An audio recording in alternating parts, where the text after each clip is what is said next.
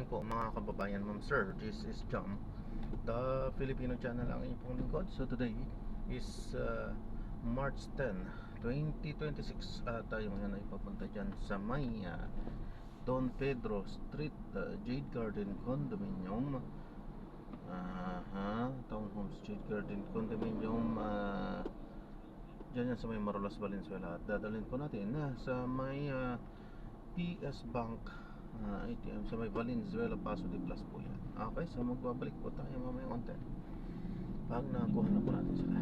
Disclaimer lamang po, ang content po natin ay kalsada at hindi ang passenger. Kaya nga naman, sakasakali man po na may marinig kayo mga pangalan ng lugar at pangalan ng tao, pangalan ng organizations, government o private man yan, ay wala pong kinalaman ng channel nito at wala pong pinapatungkulan. At unang pinag-uusapan dito ay pawang dito lamang po yan sa loob at wala pong pinapatungkulan sa labas. Sakit po, magbabalik po tayo mamayang unti pag nakuha na po natin sila. Samantalang makinig tayo ng mga nagbabagang balita at talakayan habang tayo papunta doon yan sa ating pick up area. Umpisa natin yan. Sa quality ba ng gasolina o diesel, may pagkakaiba ba talaga itong mga kumpanya sa mga small players? Sa small players, saka big players?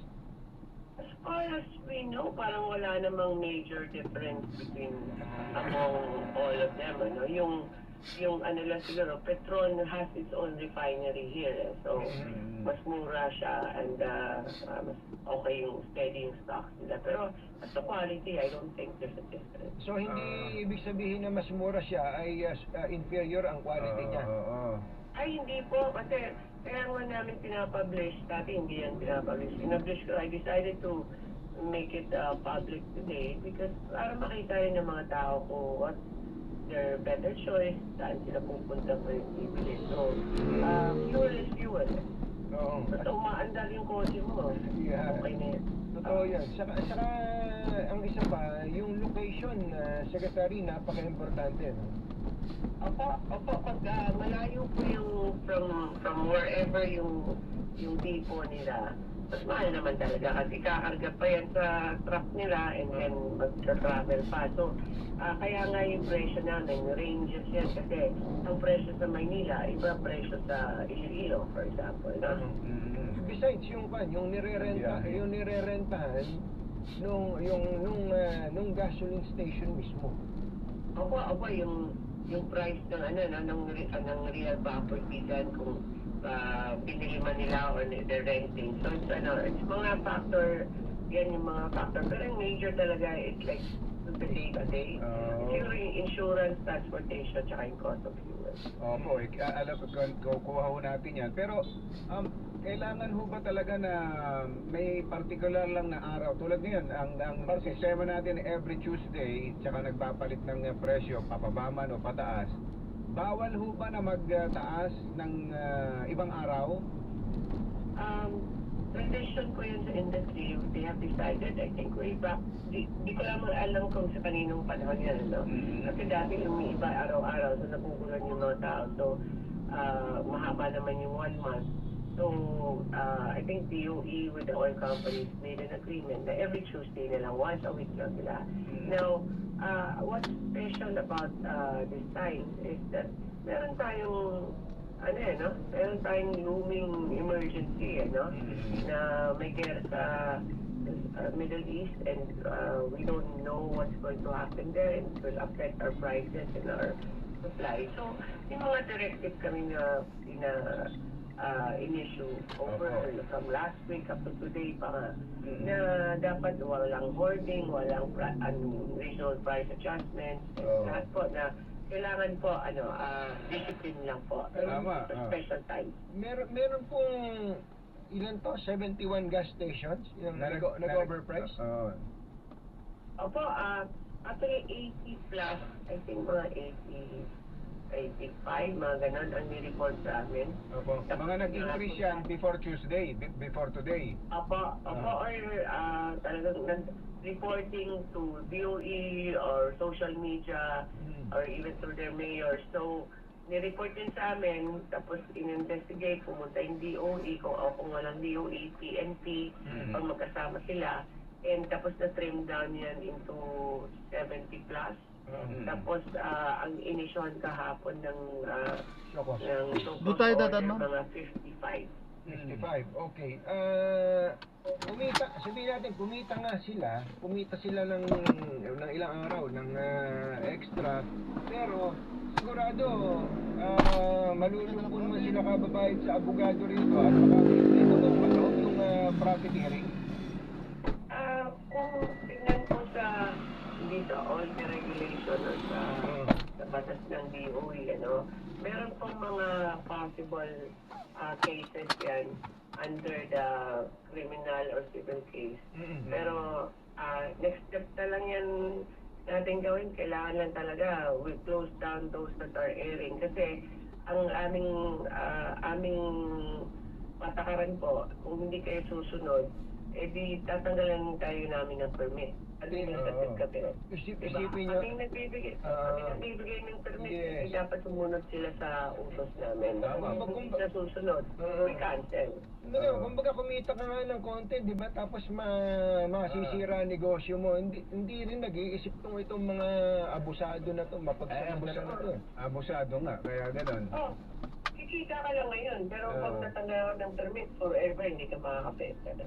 Tama yun. Pero ito ho, Secretary, at ito yung gustong laging sinasabi ng ating mga kababayan. Ba't tataas ka agad hindi pa naman yan yung krudong ibinyahe noon. Meron tayong enough supply pa na for 2 months na nasa sistema na natin bago pa magkagera. Kayo nga ho magpaliwanag. Kahit pag ako nagpaliwanag, lalong nalilito yung mata. Ang napakano kasi complicated kasi may mga may mga commodity kasi, so they get it from outside. Pero in simple terms lang, how they decided, dati pa to, is basically parang ano yung replacement cost ng fuel ngayon, Magkano ba yung bibilin mo para ma-replace yung binenta mo ngayon? So, parang kaya nagka-calculate muna kami for 5 days, tapos i-estimate kung magkano yung increase. So ang dyan, what they have done since then, how much replacement cost ang basis, how much will it cost you kung bibili ka para ma-replace yung nabenta mo. Yun yung the simplest way I can explain it. Kaya pala, tama pala, buti pala, sinabi nyo kagad. Lalo pa hindi naiintindihan. Kasi na rin yan, bawi-bawi, di ba? Kung pagkat o bumaba, lugi or Bawi. Kapag nag-announce naman ngayon na halimbawa bababa na ang presyo, yung binili nila ng mahal, kailangan ibenta ng mababa. Correct.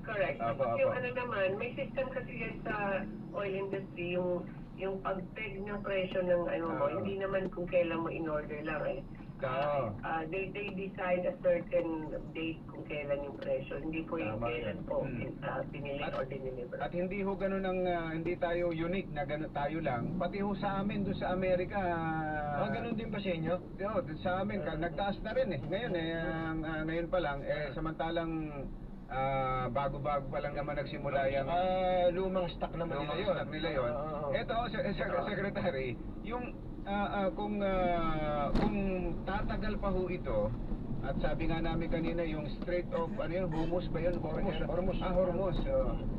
Walang masyadong pumapasada.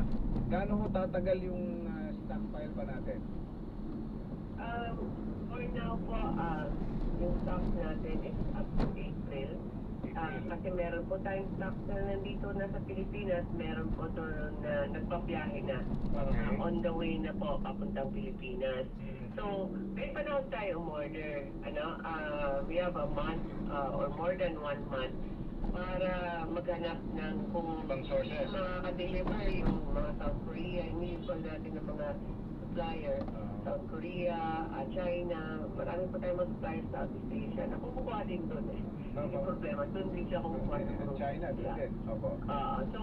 So meron po tayong mga ibang options. Yun po inaaral na po at tinatawagan na po ng mga oil companies natin at ng DOE din kung ano yung mga bansa na may available. So, iiba din yung presyo.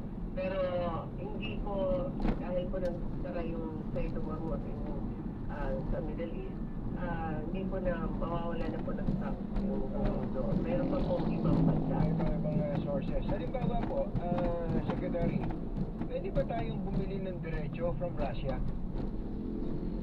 May embargo no? Pero at the worst is kung kailangan ano? Oh. Pero sa ngayon ko hindi naman marami pa naman ibang options no? Ang embargo na yan parang nagbawal ang US na pumili ng oil ng Russia no? Ang irony doon, sila din yung kaya nga di ba exempted pag ganyan? Pagka ganyan, kayo naman may gumawa ng gulo na to, baka pwedeng exempted na kami ngayon dito, diretso sa Russia. Opo, pero hindi pa ako Department of Foreign Affairs. So, susunod na ako pa rin. Dapat patakaran sa ngayon pa. Pero ano po yung workaround doon? Meron ba tayong mga kapartner na bansa, say for example Malaysia o nabanggit ko kanina Korea, na kahit pa paano nakakakuha ng supply nila from Russia at i-resell na lang nila sa atin? Meron pong iba dyan, careful lang kami sa mga geopolitical issues, ano? Pero meron namang mga countries na bumibili sa kanila at doon po nila na-redefine ko sa country nila. Those are options. Pero meron din kasi sa mga Brazil, Venezuela, hindi sa Venezuela, sa Venezuela. Napakayo tuloy si Mayor West Gatchalian eh. Uy, saan yan? May US, may Canada, Norway, marami pa naman, Africa, Australia. May ibang sources. Pero ito hindi ho government, Secretary. Ang umu-order niyan ay mga oil companies din, private Opo, but right now po, we're also studying kung pwede at ano yung options kung gobyerno yung bibili diretso. All bases covered, lahat ng options inaaral ngayon. Just in case it gets worse. Yung tanong, gaano katagal, walang nakakaalam kung kailan That's a good point. Actually, buti na banggit nyo yun. The government through BNOC, halimbawa, ay pwedeng bumili diretso from outside sources, Ako, yung issue lang dyan, wala naman tayong storage facility, pero at least maka-order at mabenta na rin at cost price close. Yung option din yan, or pwede rin na yung gobyerno yung, yung parang ahente. mag-facilitate.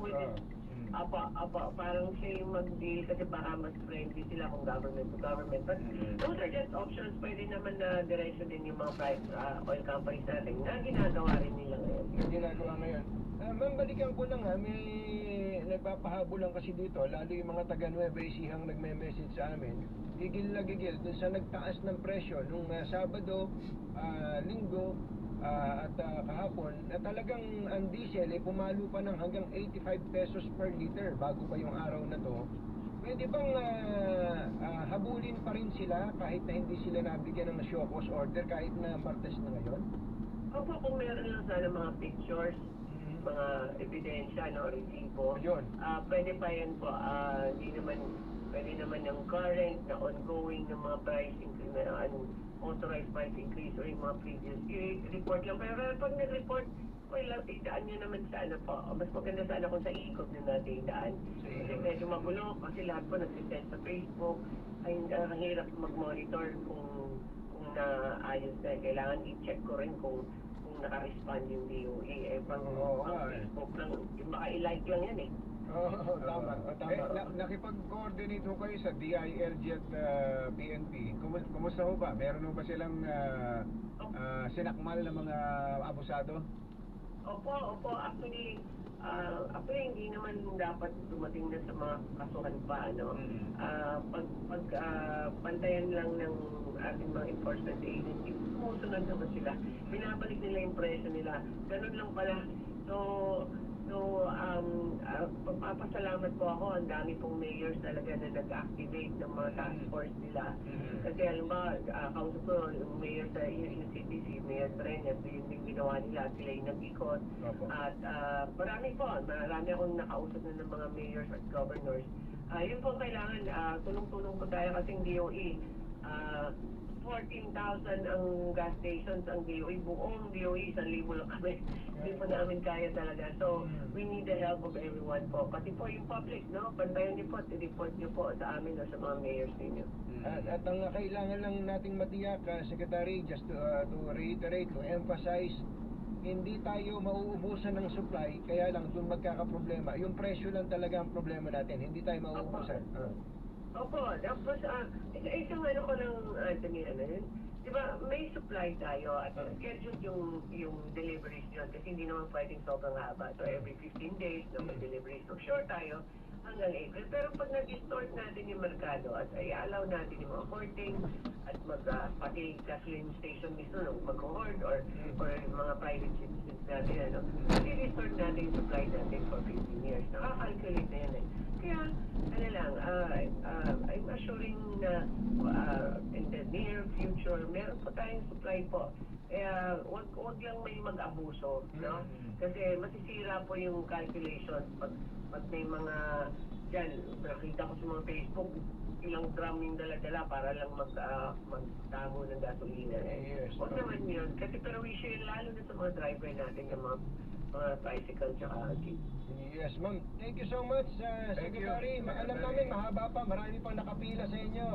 Papalayain na namin kayo. Thank you so much. Magandang umaga po. Thank you. Good morning po sa lahat. Good morning, Secretary Sharon Garin ng Department of Energy. Si Sharon nga!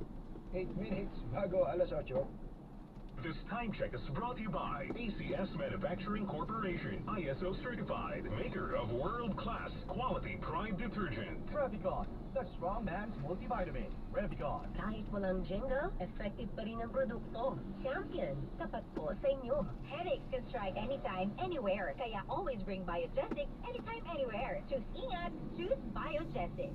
Liit ang budget sa announcement. Malaki ang budget sa produkto. Champion, tapat po sa inyo. Department of Health. Bawat buhay mahalaga. RH. Ang balitang ito ay hatid sa inyo ng ACS Manufacturing Corporation, ISO certified, maker of world-class quality Pride detergent. Ang balitang ito ay hatid sa inyo ng ENT Center ng Makati Med. Number 1 na naman sa Metro Manila, pati rin sa Mega Manila.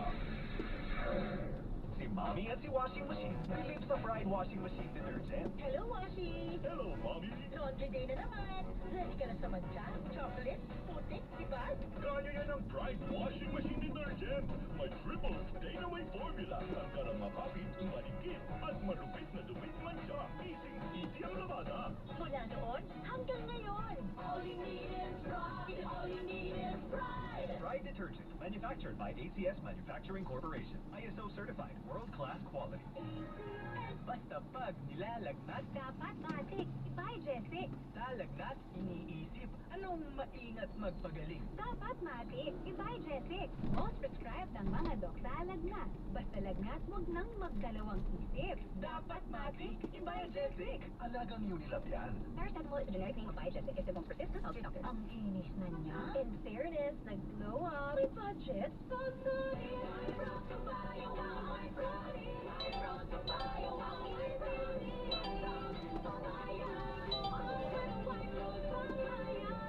With ang glow up sa White Rose Papaya. May papaya, diet-certified para sa protein power times 0. Plus shea butter and tea tree oil. White Rose Papaya. Ulit ang glow up. Regular use helps. Results may vary. White Rose Papaya. Manufactured by ACN ISO certified world-class quality. Nay, paano po? Papasok na po ako sa school. Sige anak, kaawaan ka ng Diyos. Mag-iingat ka. Opo. Ganyan ang Pinoy. Ang Pilipino, magana. Isang paalala mula sa MX3, naniniwalang mabuti ang Pinoy. No, dapat lahat naman tayo ay mag-share dun sa sacrifice at hindi lang ho manggagawa. Yung naiiwang nagtitiis, nag-a-adjust, nagsasakripisyo para po tayo ay makalagpas dito po sa crisis na ito. Sir Carlos, yung sa pandinig po, ano, pag sinabi niyong piso ang hinihingi ninyo, hindi mo ba parang ang liit? Ano piso? Yung karagdagan doon sa wage estimate, like, doon sa sweldo. Di piso, sandaan. Ay, sorry. Sandaan. Sandaan. Napakaliit. Ano mabibili mo doon? O paano po ba maipapagkasya yun? Para ba sabihan naman, sabi naman na nararamdaman namin ito. Lalo na ito nga kung magbababa ko ng ikola. Opo, talagang literally ito kung sandaan hanggang 200 piso po talaga ay salbabida lang muna ng ating mga manggagawa dahil kung ang pinag-uusapan natin kasapatan ng sweldo, talaga napakalayo pa po natin. Sa Bangsamoro po, no, 411 pesos lamang. Sa National Capital Region, pinakamataas na 695 pesos. When we know for a fact na 1,200 pesos na po yung nakabubuhay na sweldo. Ngunit alam naman po natin na medyo mahirap po yung panahon na ating kinakaharap, no, for all, no, pamahalaan, employer, saka worker. Kaya tingin mo namin yung 100 hanggang 200 piso kahit isa-form muna ng emergency cost of living allowance ay concrete, actionable at reasonable para po sa lahat ng sektor para kahit papano, no, may dagdag na take-home pay yung ating mga manggagawa. Yung ikola, linawin natin per day yun, di ba? Yung 100 to 200 pesos, masyado naman maliit kung per month yun. Per day yun, Carlos, ano? Tama po, per day po yun. Kagaya rin po yun ng aumento sa sweldo. Per day po. When was the last time na nagkaroon tayo ng ikola? Na sinasabi ko kay Bibor niya, nalala ko siya dati. Nung bata-batang reporter pa ako, yung salitang ikola na yun eh. When was the last time we had that? Nagkaroon nun ng cost of living allowance din under the administration ni President Gloria Macapagal Arroyo. So, nagkaroon ng economic crisis din noon. So, ang nangyayari po, binibigay muna as cost of living allowance, pero actually, ang in practice, hindi naman na nababawi yun. So, ini-integrate na siya sa next wage order. So, it forms part na of the basic pay. So, after some time, nagiging kasama na siya sa basic pay. So, 2000, kailan ba si Gloria? 2001 to 2010? O kasi 9 years yun. Nalala mo, gitna ni Era, pinuha niya eh. So, the last time we had an ikola, when 2001 pa. Mga ano yata yun, mga 2007, iba yung Gitna, so gitnang ano na, 2008 price. oo, gitnang termino na ni dating Pangulong Gloria Macapagal Arroyo. Matagal-tagal na rin na nagkaroon tayo ng ikola. Sige, Carlos, naharinawa kayo pagbigyan, ano? Kasi kawawa din yung ating mga manggagawa eh. Thank you, Carlos. Maraming salamat. Mabuhay ang CUTP. Thank you. Maraming salamat po, mabuhay din po kayo. Si Carlos Miguel Oñate po, tagapagsalita at Legislative Officer ng Trade Union Congress of the Philippines. Ano meron pa bang galante pa puso today? Yung hope! Ayun na nga nagsabi, mahirap pagbuhay kayo. Di ba may tanong ka dyan? Tinabasa mo yung tanong ko. Kasi sinasabi na naman ko dyan eh. Ito na naman ako. Here we go again. Ang tanong, sino ang kilalang anchor ng DZMM? Hoy, isang minuto bang sumabit ang alas 8, standby, saksi sa Double B. Susunod na.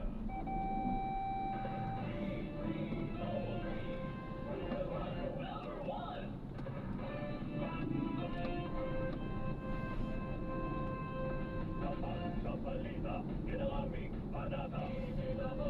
Super Radio 594, La Linea Alejo, Servisyo, Totoo. Pagbabalita, walang kinihilingan, walang pinoprotektahan, walang kasinungalingan, serbisyo, totoo lamang. Super Radio, DZBB, hindi pa huli, hindi pa titila. Super Radio, DZBB, prime time. Alas 6 hanggang alas 7 ng umaga. Walang bumbay na pagbabalita at pag-ibay sa issue. Meron ang product sa Super Radio, DZBB. Alas 7 hanggang alas 8 ng umaga. Ratsya na naman sa pagbabalita ang tambalang Joel Reyes at Mero Temprano sa Super Balita sa Umaga nationwide. Alas 8 hanggang alas 9 ng umaga. Madalilang pagtalakay sa mga init na balita. Hatid ni Rowena Salvacion at Joel Reyes Omer sa Saksi sa Double B. At alas 9 hanggang alas 10 ng umaga.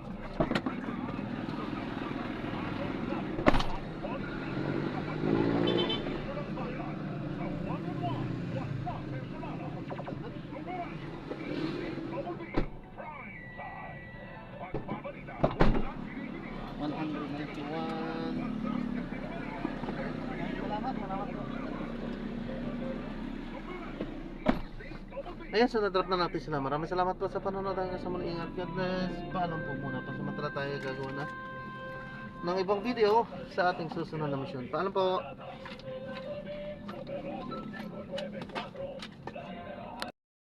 Paalam po.